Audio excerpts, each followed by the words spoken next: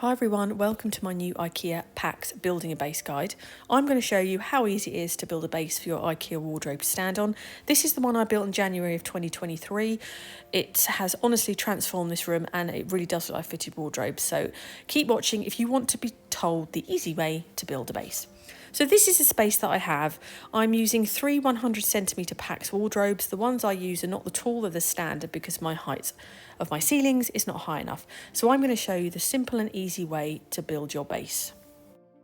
So me mentioning the height of the wardrobes that I have is very important. So the first thing you need to do before you select your IKEA wardrobes is to measure the height of your ceiling. Now my ceilings are 235 centimetres. The tall IKEA units are 236, so I can't use those. And also if I did use them, I wouldn't be able to build a base. So I buy the standard IKEA ones, which are about 200 high. And then I build a base, I frame it, and I put coving on the top. So I'm going to be using three 100cm PAX wardrobes. One of them is going to have to be the short detail because the left hand side of the door as you come in we haven't got the depth to do the 600 deep, so I'm going to be using one of the small ones and two of the normal 60cm deep ones. So the first thing I'm going to do is measure the width and the depth. Obviously I know it's going to be 60cm deep. I'm not actually going to take the skirting board off the back because my husband doesn't want me to, so I will make my frame slightly shorter to allow for the depth that I have for the skirting boards at the back. So I'm going to measure out exactly where I'm going to put my PAX wardrobes first. This last time I have done it this time, it's actually drawn on the walls. Something my children used to love doing when they were smaller. So the height that I have in the original part of the house is 235 centimetres high on this side, and then on this side we have 235. So you can see I have a centimetre difference in height, which I kind of had with my other wardrobe. So what I tend to do up here is I'll put a small wedge. I was reminding myself to put a small wedge, but that's the height that I have. So standard IKEA ones are, I believe, about 1.9 something, 2 metres basically, and then 236 for the tall. So I can't have the tall, but if I had the tall, I couldn't add all the details. So I like to use the standard height. Then I have marked out on the wall. So I'm going to be having three 100cm PAX wardrobes in the oak looking colour in the standard height. I can't have full width here because of where the door is. So you see on the floor I've drawn, so I'm going to have one 400 there and I'm going to have two 600 there. Either side, on this side I have a gap of 11.5 centimetres and this side the gap is 12 centimetres. What I'm going to do is build a frame, so I'll go and get the wood and then I'll come back and show you how I'm going to build the frame.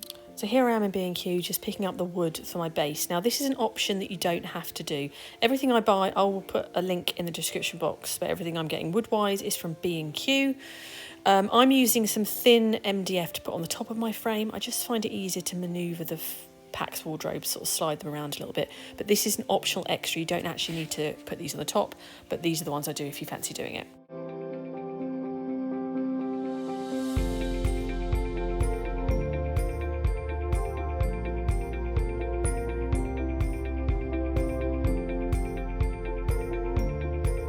So this cost me exactly £101 for 10 pieces of the pine and 3 pieces of the MDF.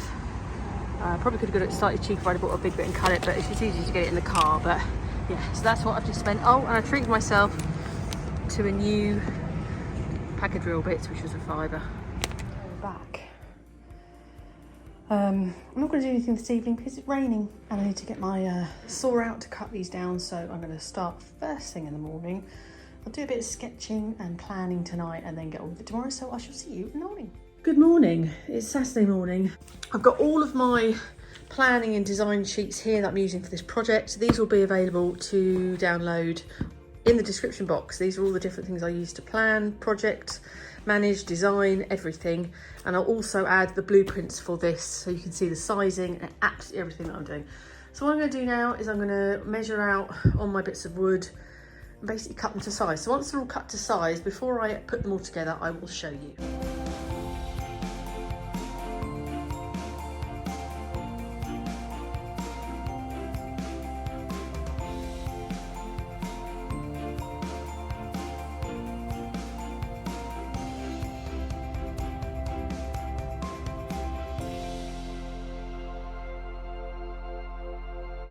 One little trick that I do is I'll cut the first one to the exact length that I need, and I'm cutting, I think, 8 of these in total. So I'll lay it across here, score down, and there is my line to cut. I'm going to take it off and do it again, so you know every bit is identical. I still measure with my tape measure every time I cut, but that's just an easy way of making sure they're all lovely and accurate, and then labelled and ready to go. So I'll just finish off doing the cutting.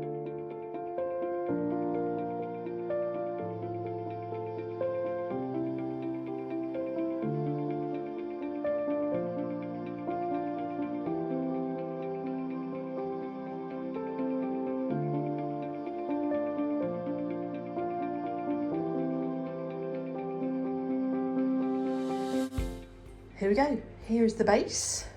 Now I've left the back skirting board on and the side skirting boards on because my husband wants me to, and actually I think I will, because it's going to make such a mess. And what for? I'm just going to cover it. So I've left it on there because actually we are going to have an extension built with a door there. So this at some point I think will actually move. So we'll leave the skirting board there for now. So I have adjusted my measurements for allowing the thickness of the skirting board for my frame. So this is for the 100 wide by 35, and these are for the 100 wide by 58 deep.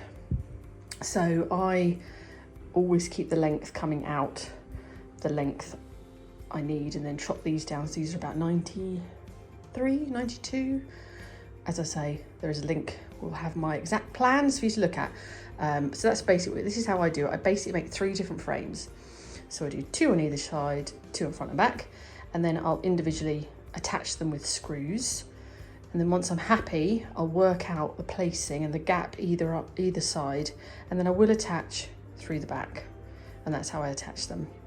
You could, if you wanted to, put some brackets, some L-shaped brackets coming down here if you wanted to on the inside, holding it down. I'm not going to bother because the weight from the packs pushes it down at the front, and also I attach the packs to the wall at the back. But if you wanted to, you could put some brackets, some L-shaped brackets, just to hold the front down. Screw wise, I bought these a little while ago, big pack of screws, and then I just got delivery, I think these are from Amazon, another set of raw plugs and screws. I'll link these. I think this was Amazon. It may have been a DIY shop. I'll check. But make sure you've got plenty of screws. My drill is also amazing. I buy these from B&Q. I think we've got 3 of these now. They have the most amazing super quick charger. I'll pop a link to B&Q to this one. I don't work for B&Q, I don't work with B&Q, but I'll link it. We have a drill and a saw as well, and you literally put the battery in and probably 20 minutes is fully charged. It's really good, it's a fast charger, but these are great. So what I'm going to do now is I'm going to screw them all together. I'll do it speeded up. I did have a couple of comments on my last video that people want to see how I screw things together. I'm fully aware that some people know very clearly, but complete beginners maybe don't. So I'm going to do that now, and then I'll get it all in situ before I screw it to the back.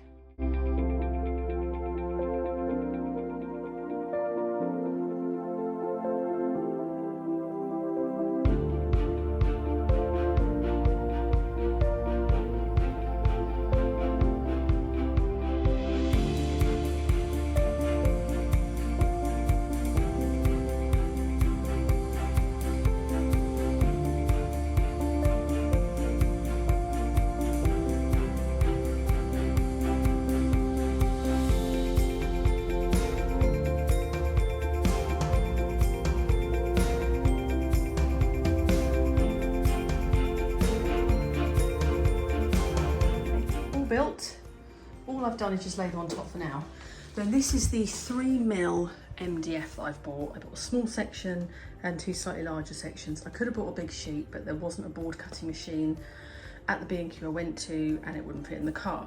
So you may think there's no point doing this. I like to do this because I just feel it makes it a little bit stronger.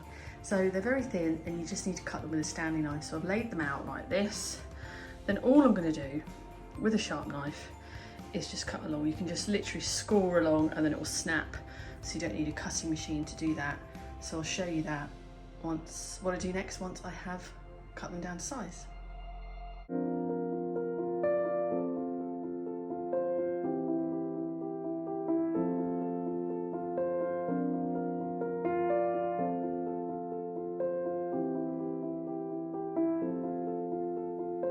That's that cut down.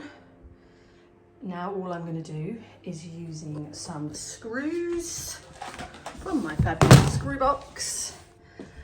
I'm going to use these screws just all the way around, just hold it, and I'll show you when I've done that. So here is my finished base, built to the exact size that I need. I hope that was helpful. So I'm just going to show you though, when you're measuring, you see the height of my skirting board here. This is the last set of wardrobes I built, and you can see I've got the wooden pine at the bottom, but then I've actually put some wood over the front to hide it, because on the bottom of IKEA wardrobes there is the step bit. So do bear that in mind. If you literally just want to cover the bottom with skirting, you'll need to adjust the size. I hope that makes sense. So the next part is to build the IKEA PAX wardrobes. I'm going to do a whole series on this wardrobe step by step, so you can jump to which bits you need. I've built the IKEA wardrobes, I think I've built 17 over the last couple of years. I still need to use the instructions because otherwise I will get it wrong. So I've done a video that you can do along with me step by step how to build the PAX wardrobes if you need a bit of help. So please do hit the subscribe button. Please leave me a comment. Let me know if you're going to be doing your own PAX build. I'd love to hear how you are going to be designing yours and how you're customizing yours. Do hit the subscribe button. I've got videos every single week. Check out my other PAX videos. If you want to refer back to my completed one, it's all up on my channel. So thank you for watching, and I'll see you on the next video. There it is on its front. I don't want that to happen. So you get this little tool with it. Go around here.